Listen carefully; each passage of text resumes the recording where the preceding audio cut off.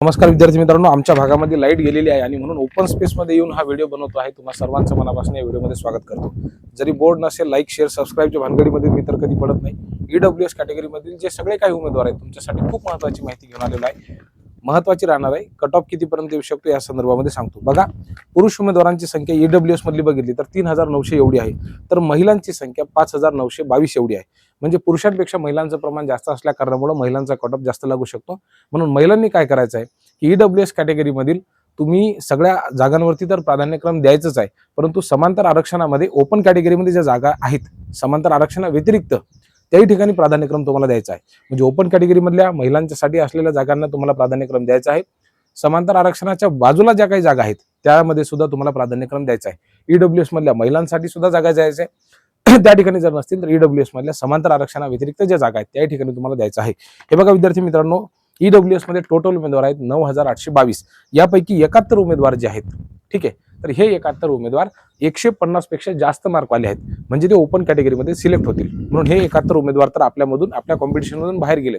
परंतु त्यासोबतच जर डीएड झालेले उमेदवार असतील आणि त्यांचा जर मार्क म्हणजे त्यांचे जे एकंदरीत गुण बघितले ते जर 130 पेक्षा जास्त असले तर ते सुद्धा ओपन कॅटेगरीमध्ये लागण्याची शक्यता आहे। म्हणजे ईडब्ल्यूएस मधली अशी कॅटेगरी, असे उमेदवार की ज्यांचा स्कोर 120, 130 किंवा 110 पर्यंत आहे, ते सुद्धा पहिली ते 5वी मध्ये चांगल्या कॉम्पिटिशन मध्ये आहेत।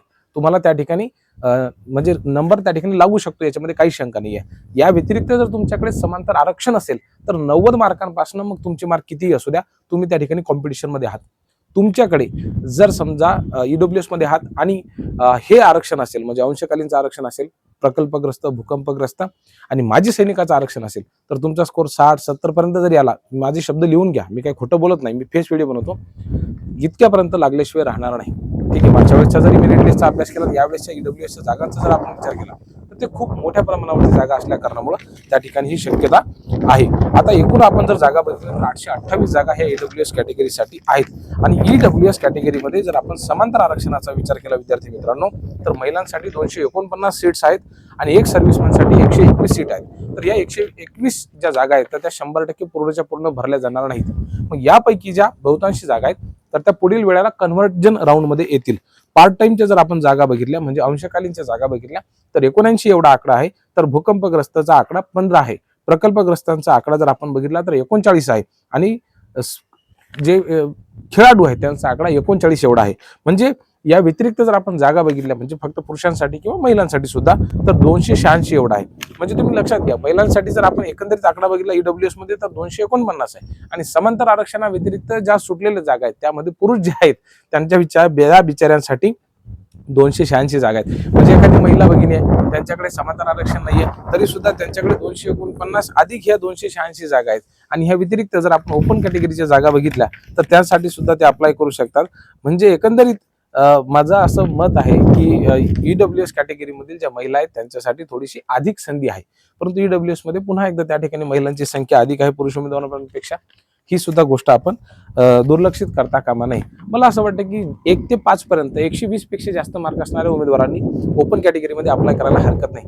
आता तुमचा कट ऑफ कोणत्या विषयासाठी जास्त जाईल तर साहजिकच 9वी 10वी साठी जे 150+ मार्क्स वाले विद्यार्थी ते ओपन मध्ये चालले जातील। त्यामुळे 140 to 150 या रेंज मध्ये असलेले ईडब्ल्यूएस कॅटेगरीमधील जे उमेदवार आहेत ते त्या ठिकाणी लागू शकतात कुठं 9वी 10वी साठी, 11वी 12वी साठी। 6वी ते 8वीचा जर आपण बघितलं तर 130+ एवढे मार्क घेऊन जे उमेदवार पास झालेले आहेत मॅथ्स सायन्स ते विद्यार्थी सेफ झोन मध्ये आहेत असं म्हणायला हरकत नाही, परंतु त्यांचं प्रमाण मी ज्यावेळेला पाहतो तर खूप कमी आहे। त्यामुळे 120+ विद्यार्थी जे आहेत जे 6वी ते 8वी साठी अप्लाय करू इच्छितात त्यांनी काय करायचं माहितीये का, आपली विथ इंटरव्ह्यूची तयारी सुद्धा सोबत सुरू राहू द्यायची। आणि 120 पेक्षा जे कमी विद्यार्थी आहेत त्यांनी इकडे तर आपल्याला अप्लाय करून ठेवायचंच आहे। सुदैवानं लागलो तर खूपच छान, पण नाही लागलो तर मात्र अशा परिस्थितीमध्ये आपल्याला काय करायचं आहे की त्या ठिकाणी मुलाखतीची तयारी सुरू ठेवायची आहे। हे बघा विद्यार्थी मित्रांनो, जेवढं लक्ष तुम्ही विदाऊट इंटरव्ह्यूच्या जागांकडे देत आहात त्याहीपेक्षा अधिक लक्ष थोडंसं ज्या महाराष्ट्रामधल्या अत्यंत नामवंत शाळा आहेत की ज्या ठिकाणी डोनेशन वगैरे काही घेतलं जात नाही, फक्त तुमची गुणवत्ता चेक केली जाते, अशा ठिकाणी तुम्ही थोडंसं बघा। कारण की शेवटी तुम्हाला इकडे जर आपण जिल्हा परिषदांच्या जागांचा आढावा घेतला तर ते तुम्हाला अनालिसिस करायला खूप कमी वेळ लागेल, परंतु विथ इंटरव्ह्यूच्या ज्या जागा आहेत त्या ठिकाणी तुम्हाला कुणाला 200 प्रिफरन्सेस आले असतील, कुणाला 500 प्रिफरन्सेस आले असतील, काही विद्यार्थ्यांना तुम्ही जे सेल्फ सर्टिफाय केलेला फॉर्म आहे त्याच्यानुसार जागा कमी सुद्धा आलेल्या असतील, परंतु याचा अर्थ असा नाही की तुमची निवड त्या ठिकाणी होणारच नाही। मला असं वाटतं की या सगळ्या गोष्टींकडे, या सगळ्या बारकाव्यांचा तुम्ही अभ्यास करा माझं असं क्रायटेरिया आहे किंवा माझं असं मत आहे की तुम्ही हे सगळं करत असताना काय करायला पाहिजे की एकूण जागा किती आहेत तुमच्या विषयाच्या, मग तुमच्या कॅटेगरीच्या जागा किती आहेत आणि मग पाहायला पाहिजे की ओपन कॅटेगरीच्या जागा किती आहेत. म्हणजे एखाद्या ठिकाणी जर समजा तुमच्या विषयाच्या जागा ह्या 150 आहेत, समजा मॅथ्स सायन्सच्या जागा किंवा 1 ते 5च्या जागा 450 एवढ्या आहेत, मग ओपन कॅटेगरीच्या जागा बघायच्या किती आहेत, मग ते 15 असतील, 20 असतील, 100 असतील, मग तुमच्या बघायचे की आपल्या ईडब्ल्यूएस कॅटेगरीच्या जागा किती आहेत. या 3 जागांच्या अभ्यासामध्ये प्रमाणामध्ये गुणोत्तर काढायचं, रेशो फाइंड आउट करायचा आणि मग त्या ठिकाणी तुम्ही काय करायचं, जवळचा जिल्हा असेल परंतु त्या ठिकाणी ओपन कॅटेगरीच्या ईडब्ल्यूएसच्या जागा जर कमी असतील तर त्याला थोडंसं खालचं प्राधान्यक्रम द्या. ज्या ठिकाणी जास्त जागा आहेत त्या ठिकाणी तुम्ही वर द्यायला पाहिजे. आता अनेक वेळेला काय होतं की ज्यांचे स्कोर जास्त आहे ना त्यांनी कमी जागा असल्या तरी सुद्धा तुम्ही त्याच सिक्वेन्समध्ये फॉलो करा, परंतु ज्या विद्यार्थ्यांना कमी मार्क आहेत त्यांना आता मी जी ही स्ट्रॅटर्जी सांगितली ती फॉलो करायला तुम्ही विसरू नका.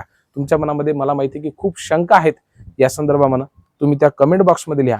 मी पुन्हा एकदा कॅटेगरीमध्ये तुम्हाला प्राधान्यक्रम कसे द्यायचे या संदर्भाने मार्गदर्शन नाही, माझ्याकडे जी माहिती आहे किंवा जो अनुभव तो तुमच्यासोबत शेअर करण्याचा प्रयत्न करेल.